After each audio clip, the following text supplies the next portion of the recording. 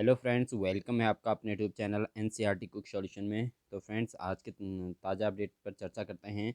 तो शिक्षकों को मिलेगा 4 माह का रुका हुआ वेतन। तो वेतन न मिलने से अशासकीय स्कूलों के शिक्षक कर्मचारी नाराज़ हैं। तो प्रदेश के अशासकीय जूनियर हाई स्कूलों के शिक्षकों और कर्मचारियों को इस सप्ताह पिछले 4 महीने से रुका हुआ वेतन मिलेगा। अपर शिक्षा निदेशक एसपी खाली के मुताबिक बजट की कमी के चलते वेतन रुका हुआ था। इस सप्ताह सभी शिक्षकों और कर्मचारियों का वेतन मिल जाएगा।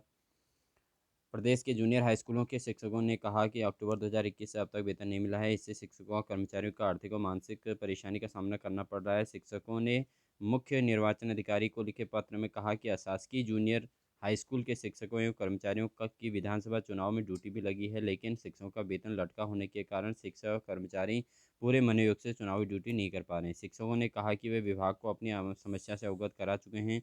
यदि जल्द वेतन न मिलता है तो चुनाव ड्यूटी के बहिष्कार का निर्णय लेंगे। उत्तरकाशी के हटाए गए जिला पंचायत अध्यक्ष का कार्य और दायित्व डीएम देखेंगे। तो अनियमितता के आरोप में हटाए गए उत्तरकाशी के जिला पंचायत अध्यक्ष दीपक बिलजवाड़ का कार्य एवं दायित्व अगले आदेश तक जिलाधिकारी देखेंगे। सचिव पंचायती राज रितेश झा की ओर से इस संबंध में आदेश जारी कर दिए गए हैं। दुनिया में एक दिन में 35.95 लाख नए केस। अंटार्कटिका पहुंचा वायरस। तो फ्रांस से फरवरी में मिले सक्रिय ढील। ऑस्ट्रेलिया में अगले माह में टीकाकरण अनिवार्य। तो दुनिया में कोरोना के ओमिक्रॉन वेरिएंट का कहर अभी कम नहीं हो रहा है। पिछले एक दिन में कोरोना संक्रमितों का वैश्विक रिकॉर्ड 35.54 लाख दर्ज किया गया है, जबकि मृतक संख्या भी 9074 पाई गई है। यह संख्या एक दिन पहले आए मामलों के करीब 1 लाख ज़्यादा है। इस बीच महामारी पूरी शुरू होने के 2 साल बाद पहली बार अंटार्कटिका के बर्फीला क्षेत्र में भी 69 लोग संक्रमित पाए गए हैं। नेपाल में भी सख्ती और स्कूल बंद है। नेपाल की राजधानी में भी ओमिक्रॉन वेरिएंट के बढ़ते मामलों को देखते हुए सख्ती कर दी गई है। यहाँ स्कूल बंद कर दिए गए हैं और लोगों को बाज़ारों में खरीदारी के वक्त सार्वजनिक रूप से टीकाकरण कार्ड ले जाने के आदेश दिया गया है। यहाँ धार्मिक त्योहारों पर पाबंदी लगा दी गई है और होटलों में मेहमानों को हर 3 दिनों में परीक्षण करने के लिए निर्देश दिए गए हैं। जापान में शुक्रवार को कोविड-19 के नए मामलों में रिकॉर्ड वृद्धि देखते हुए सख्ती के साथ नए उपाय लागू कर दिए गए हैं। सरकार ने टोक्यो और 12 अन्य शहरों में व्यावसायिक गतिविधियों पर पाबंदी लागू करने का अधिकार अफसरों को दे दिया है। देश में बृहस्पतिवार को संक्रमण का राष्ट्रव्यापी आंकड़ा 46,000 के अंक को पार कर उच्चतम स्तर पर पहुंच चुका है। पांचवी लहर का सामना कर रहा है पाकिस्तान में कोविड-19 महामारी शुरू होने के बाद से लेकर अब तक एक दिन में संक्रमण की सर्वाधिक 7,678 नए मामले शुक्रवार को आए, जो महामारी को पांचवी लहर का सामना कर रहे देश के चिंताजनक स्थिति का संकेत है। जर्मनी में हर दिन आ सकते हैं 6 लाख मामले। तो बर्लिन जर्मनी में रिकॉर्ड 1,40,160 नए कोरोना मामले दर्ज किए गए हैं। स्वास्थ्य मंत्री ने चेताया कि देश में फरवरी मध्य तक हर दिन 4 लाख मामले आ सकते हैं। 4,964 कोरोना संक्रमित मिले, 8 मरीजों की मौत। तो तीसरी लहर में अब तक एक दिन में सर्वाधिक संक्रमित मिले। तो देहरादून से खबर है, उत्तराखंड में कोरोना संक्रमण रोकने की चुनौती बढ़ती जा रही है। एक दिन में संक्रमितों का आंकड़ा 5,000 के करीब पहुंच गया है। बीते 24 घंटे में 4,964 नए संक्रमित मिले हैं, जबकि 8 में मरीजों ने दम तोड़ा है। तीसरी लहर में अब तक एक दिन में सर्वाधिक संक्रमित मामले सामने आए हैं। स्वास्थ्य विभाग के मुताबिक शुक्रवार को 18,017 सैंपलों की जांच रिपोर्ट निगेटिव आई है। 13 जिलों में 4,964 लोग कोरोना संक्रमित पाए गए हैं। देहरादून जिले में 1,479 संक्रमित मिले हैं, जबकि जबकि हरिद्वार में 706, नैनीताल में 666, उधमसिंह नगर में 485, पौड़ी में 375, चंपावत में 279, अल्मोड़ा में 261, बागेश्वर में 214 और पिथौरागढ़ में 195, टिहरी में 120, उत्तरकाशी में 75, चमोली में 55, रुद्रप्रयाग जिले में 44 संक्रमित मिले हैं। प्रदेश में नामांकन की प्रक्रिया शुरू। पहले दिन 6 प्रत्याशियों ने भरा पर्चा। तो भाजपा आप सपा से किसी भी सीट पर प्रत्याशियों ने नामांकन नहीं किया। तो उत्तराखंड में 14 फरवरी से होने वाले चुनाव के लिए शुक्रवार को नामांकन प्रक्रिया शुरू कर दी गई है। पहले दिन 4 विधानसभा सीटों पर कुल 6 प्रत्याशियों ने नामांकन दाखिल किया है, और जबकि भाजपा, आम आदमी पार्टी और समाजवादी पार्टी से किसी भी सीट पर प्रत्याशियों ने अब पहले दिन नामांकन नहीं किया। आयोग से मिली सूचना के अनुसार प्रदेश में पहले दिन सिर्फ 6 प्रत्याशियों ने नामांकन पर्चा भरा है, जबकि जिसमें कोटद्वार सीट के उत्तराखंड क्रांति दल डेमोक्रेटिक पिथौरागढ़ सीट से कांग्रेस और 2 निर्दलीय प्रत्याशियों ने नामांकन भरा हुआ है। पिथौरागढ़ में 29 साल के नितिन ने कराया नामांकन, तो निर्दलीय उम्मीदवार नितिन मारकाना ने समर्थकों के साथ पिथौरागढ़ विधानसभा सीट के लिए नामांकन कराया है। नितिन के नामांकन कराने के बाद उनके समर्थकों में खुशी की लहर है। नितिन 29 वर्ष की आयु में विधानसभा विधायक पद के लिए नामांकन कराने वाले पहले युवा बन गए हैं। उनका कहना है कि वह शिक्षा, स्वास्थ्य और बेहतरीन और नशे के को जड़ से समाप्त करने के लिए कार्य करेंगे। नितिन मारकाना ने वर्ष 2016-17 में राजनीति में प्रवेश किया था।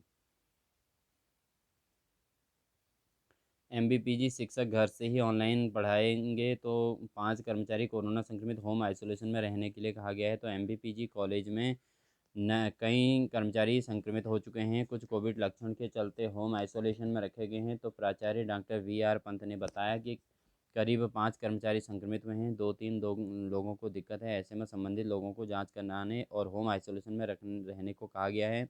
साथ ही कर्मचारियों को जो कार्य ऑनलाइन हो सकता है उसे करने के लिए कहा गया। आवश्यक होने पर कार्यालय में आने को कहा गया है। स्थिति ठीक होने पर ऐसे में स्नातक पीजी के अस्थायी शिक्षकों को भी घर से ऑनलाइन क्लास पढ़ाने के लिए कहा गया है।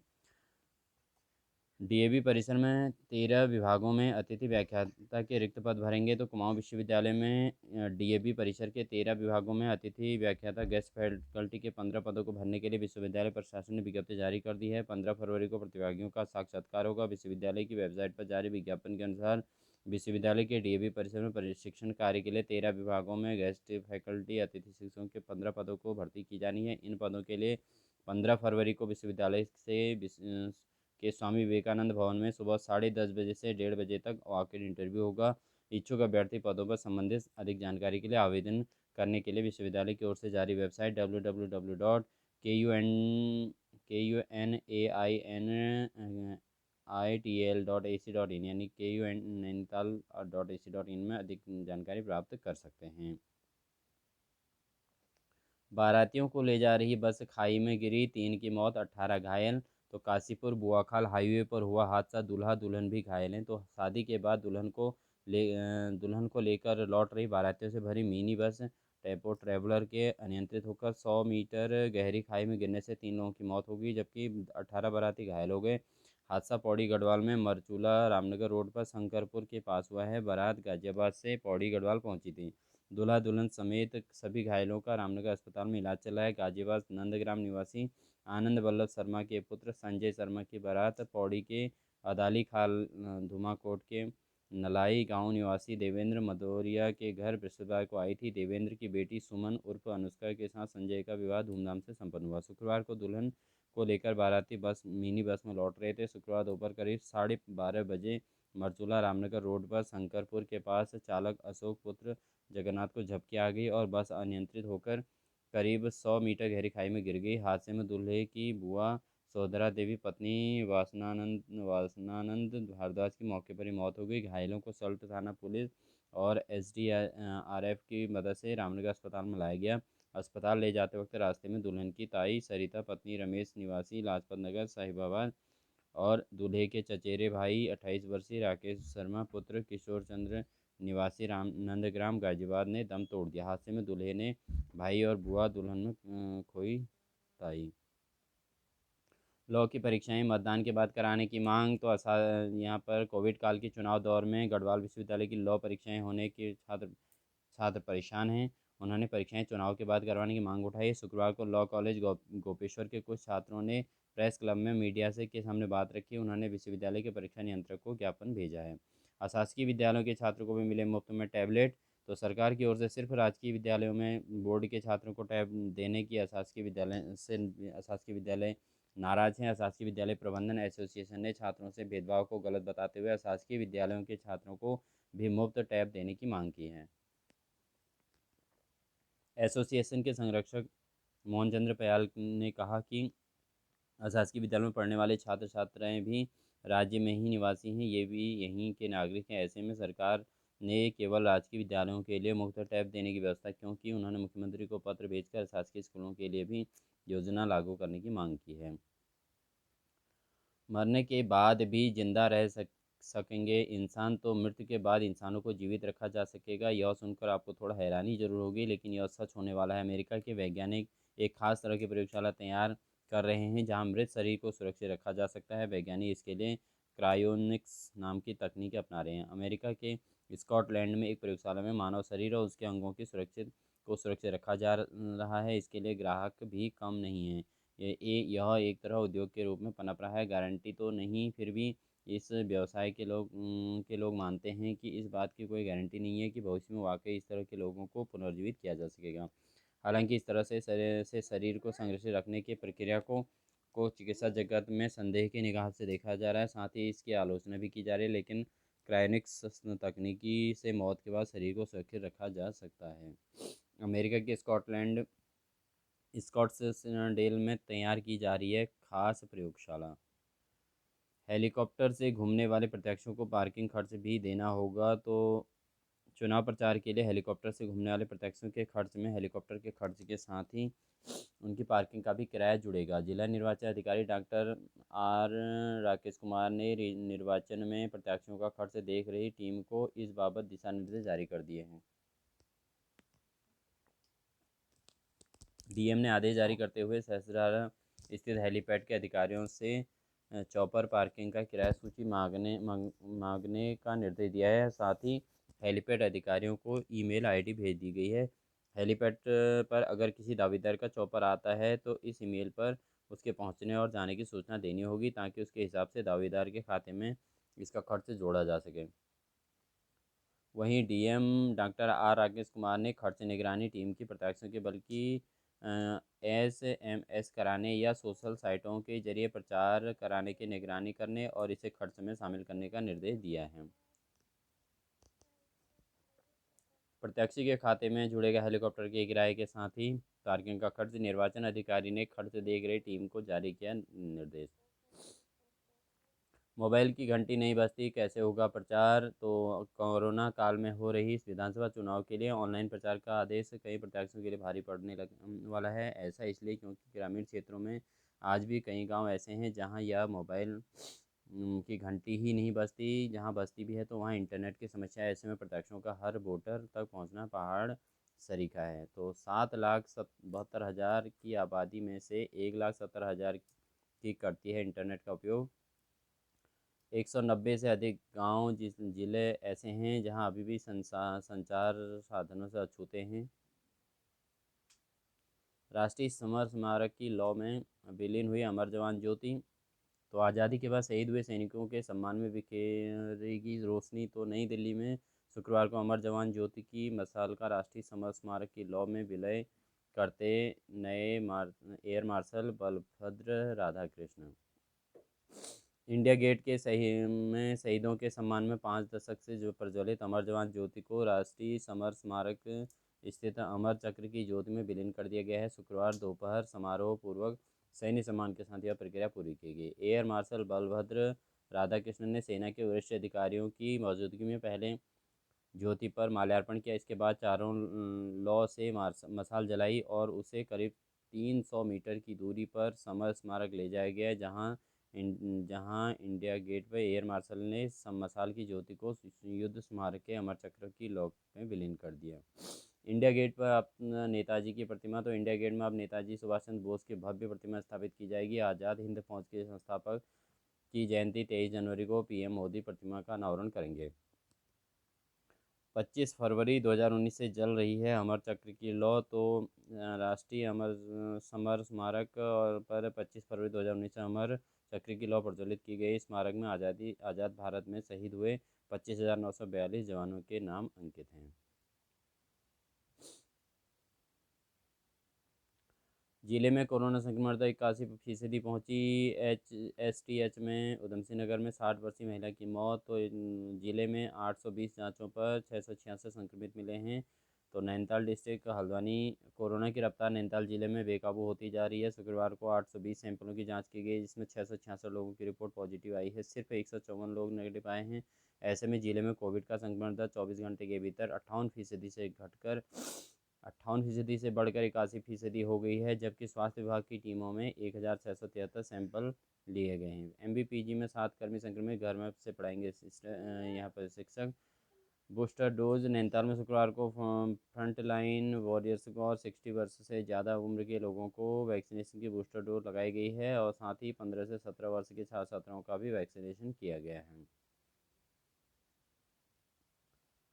लॉकडाउन आज व्यापारिक प्रतिष्ठान रहेंगे बंद। तो हल्द्वानी में व्यापारियों का भी मिला समर्थन। सब्जी, दूध और फल की दुकानें 11 बजे तक खुलेंगी, सिर्फ दवाइयों की दुकानें ही होंगी छूट। तो कोरोना महामारी से निपटने के लिए जिला प्रशासन ने शनिवार को दिन भर दुकानें बंद रखने के निर्देश दिए हैं, लेकिन सड़कों पर वाहन चलते रहेंगे, वाहनों को कोई नहीं रोकेगा। कोरोना संक्रमण से फैलने से रोकने के लिए जिला प्रशासन ने शनिवार को पूर्ण बंदी की। व्यापारियों का भी समर्थन है। इस दौरान फड़ रेहड़ी समेत सैनी बाजार भी बंद रहेगा। सब्जी, फल, दूध की दुकानें सुबह 11 बजे तक खुलेंगी। दवाइयों की दुकानों को छूट दी गई है। व्यापारियों को शनिवार को लॉकडाउन के पूर्ण सहयोग देने की बात कही है।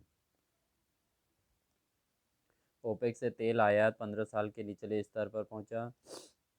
दुनिया के तीसरे सबसे बड़े तेल आयातक द्वारा वार्षिक कच्चे तेल की खरीद में 4% की गिरावट के बावजूद भारतीय तेल आयात में तेल उत्पादन तेलों में देशों के समूह में हिस्सेदारी 221 से गिरकर 15 साल के निचले स्तर पर पहुंच गई है। यह वर्ष 2008 से के 87% से घटकर पिछले साल 70% पर आ गई है। 70% कच्चे तेल का आयात भारत में किया वर्ष 2021 में। ओपेक से 87% तेल ओपेक देशों से आयात हुआ था वर्ष 2008 में। तो 8,000 करोड़ का नुकसान होता है भारत को क्रूड $1 महंगा होने से। पुरानी पेंशन बहाली को चुनावी घोषणा पत्र में शामिल करे दल। तो राष्ट्रीय पुरानी पेंशन बहाली संयुक्त मोर्चा ने राजनीतिक दलों से पुरानी पेंशन बहाली की घोषणा पत्र में शामिल करने मांग की। मोर्चा ने कहा कि उत्तर प्रदेश में समाजवादी पार्टी ने सत्ता में आने पर कर्मचारियों के लिए पुरानी पेंशन बहाल करने का ऐलान किया है। इस मांग को पार्टी के घोषणा पत्र में शामिल किया जाएगा। राष्ट्रीय पुरानी पेंशन बहाली संयुक्त मोर्चा वरिष्ठ प्रदेश उपाध्यक्ष डॉक्टर CC पसबोला ने कहा कि उत्तराखंड, उत्तर प्रदेश, पंजाब, गोवा और मणिपुर 5 राज्यों में विधानसभा चुनाव होने हैं, जिसमें उन राज्यों के NPS कार्मिकों की अहम भूमिका रहेगी। NPS कार्मिक उसी राजनीतिक दल को अपना वोट देने का मन बना चुके हैं, जिसके घोषणा पत्र में पुरानी पेंशन बहाली के मुद्दे को प्रमुख स्थान दिया जाएगा, न जो कि न सिर्फ घोषणा ही करे बल्कि सरकार बनने पर अपनी घोषणा पर अमली जामा भी पहनाए। उन्होंने कहा कि समाजवादी पार्टी की तरह ही भाजपा, कांग्रेस, बसपा, आप समेत अन्य दलों को भी कर्मचारियों का मर्म समझते हुए अपने घोषणा पत्र में पुरानी पेंशन बहाली की मांग को प्रमुखता से रखना चाहिए। मलान क्विंटन ने दिलाई दक्षिण अफ्रीका को 7 विकेट से जीत। तो 3 मैच की वनडे सीरीज में 2-0 से बढ़त के साथ किया कब्जा। पंत की रिकॉर्ड पारी नहीं आई काम। तो ओपनर मलान 91 और man of the match Quinton de Kock 78 के बीच पहले विकेट के लिए हुई। 132 रन की मजबूत साझेदारी की मदद से दक्षिण अफ्रीका ने यहां भारत को दूसरे वनडे में 7 विकेट से हरा दिया। इस तरह 3 वनडे मैचों की सीरीज में टीम ने 2-0 की अजय बढ़त हासिल कर ली। टेस्ट सीरीज के बाद भारत को सीमित ओवरों के सीरीज में भी हार का सामना करना पड़ा। सीरीज का तीसरा और अंतिम वनडे 23 जनवरी को खेला जाएगा। भारतीय टीम ने ऋषभ पंत की कैरियर की सर्वश्रेष्ठ 85 रन की पारी की मदद से 6 विकेट पर 287 रन बनाए थे। दक्षिण अफ्रीका ने 11 गेंद शेष रहते ही 48.1 ओवर में 3 विकेट पर 288 रन बना लिए थे। और बल्लेबाजी के अनुकूल विकेट पर भारतीय गेंदबाज बिल्कुल प्रभावी नहीं दिखे। जसप्रीत बुमराह, शार्दुल ठाकुर के अलावा स्पिनर यजुवेंद्र चहल ने एक एक विकेट लिया था। KL राहुल की कप्तानी में वनडे में लगातार दूसरी हार है। राहुल टेस्ट प्रारूप में कप्तानी के बड़े दावेदार में शामिल हैं। T20 विश्व कप में भारत की पहली टक्कर पाकिस्तान से। तो ऑस्ट्रेलिया में होने वाले पहले टूर्नामेंट में 48 मुकाबले 7 शहरों में खेले जाएंगे। तो भारतीय क्रिकेट टीम ऑस्ट्रेलिया के इस साल के आखिर में होने वाले T20 विश्व कप में अपना पहला मैच 23 अक्टूबर को मेलबर्न क्रिकेट ग्राउंड पर चिर प्रतिद्वंदी पाकिस्तान के खिलाफ खेलेगी। ICC ने टूर्नामेंट का कार्यक्रम जारी कर दिया है, जिसका फाइनल 13 नवंबर को खेला जाएगा। भारत पिछले साल दुबई में T20 विश्व कप में मैच में पाकिस्तान से हार गया था। यह किसी भी प्रारूप के विश्व कप में भारतीय क्रिकेट की कि अपने चिर प्रतिद्वंदी के हाथों पहली हार थी। भारत सुपर 12 के ग्रुप 2 का अपना दूसरा मैच 27 अक्टूबर को सिडनी में क्वालिफायर ग्रुप ए का उप विजेता से खेलेगा, और 30 अक्टूबर को पर्थ में दक्षिण अफ्रीका और 2 नवंबर को एडिलेड ओवल में बांग्लादेश से भिड़ेगा। भारतीय टीम सुपर 12 का अपना आखिरी मैच 6 नवंबर को MCG में ग्रुप बी के विजेता से खेलेगी। टूर्नामेंट के 45 मुकाबले 7 शहरों एडिलेड, ब्रिस्बेन, जीलोंग, होबार्ट और मेलबर्न, पर्थ तथा सिडनी में खेले जाएंगे। तो फ्रेंड्स, ये थी आज की ताज़ा अपडेट्स। तो कैसे लगी आपको ज़रूर कमेंट बॉक्स में ज़रूर लिखिएगा, और साथ ही साथ अगर वीडियो अच्छी लगी तो लाइक कीजिएगा, और चैनल पर नए हैं तो सब्सक्राइब कर लीजिएगा। साथ ही साथ अपने अधिक से अधिक साथियों को शेयर ज़रूर कीजिएगा। तो friends, wish you all the best.